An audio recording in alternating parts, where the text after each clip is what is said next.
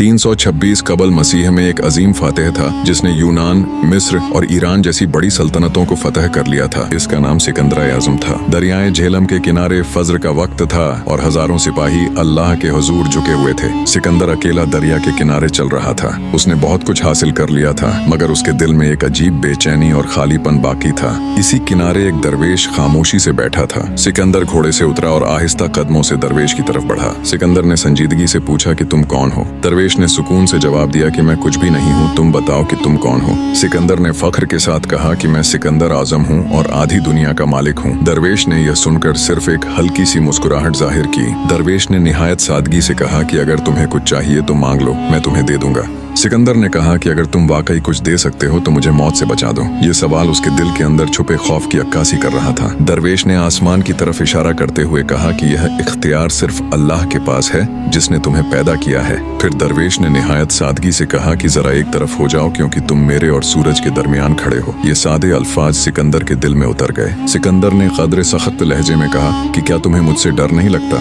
मैं चाहूँ तो तुम्हें इसी वक्त खत्म कर सकता हूँ। मगर दरवेश की तस्बीह बदस्तूर चलती रही। दरवेश ने जवाब दिया कि तुम जो चाहो कर लो क्योंकि मैं पहले ही दुनिया की मोहब्बत से आजाद हो चुका हूँ। फिर दरवेश ने एक अहम सवाल किया कि जब तुम मर जाओगे तो इस दुनिया से क्या साथ ले जाओगे? सिकंदर ने सच्चाई से एतराफ किया कि वह कुछ भी साथ नहीं ले जा सकेगा। दरवेश ने कहा कि मैं आज भी खाली हाथ हूँ और कल भी खाली हाथ रहूंगा। फर्क सिर्फ वक्त का है क्योंकि असल मालिक सिर्फ अल्लाह की जात है। यह सुनकर सिकंदर की आंखों में आंसू आ गए क्योंकि उसे पहली बार अपनी कमजोरी और हकीकत का एहसास हुआ। सिकंदर ने आजिज़ी के साथ अपना शाही चोगा उतारा और दरवेश के सामने पेश किया जैसे कोई मुरीद अपने मुर्शिद के सामने झुक जाता है। दरवेश ने नरमी से कहा कि इसे रहने दो क्योंकि यह एक बोझ है और मैं इस बोझ से आजाद हूँ। उसके लिए अल्लाह की रजा ही सबसे बड़ी दौलत थी। सिकंदर ने कहा कि जब मैं इस दुनिया से जाऊं तो मेरे दोनों हाथ कफन से बाहर रखना ताकि लोग देख सकें कि मैं खाली हाथ आया था और खाली हाथ जा रहा हूँ। इसके बाद सिकंदर वापस अपनी फौज की तरफ लौट गया जबकि दरवेश दोबारा खामोशी से अल्लाह के जिक्र में मशगूल हो गया। कुछ अरसा बाद सिकंदर इस दुनिया से रुखसत हो गया। उसके दोनों हाथ कफन से बाहर थे और वह वाकई खाली हाथ था। यह कहानी हमें सिखाती है कि इंसान खाली हाथ दुनिया में आता है और खाली हाथ ही वापस जाता है। दुनिया की दौलत, ताकत और शान सब यहीं रह जाती है।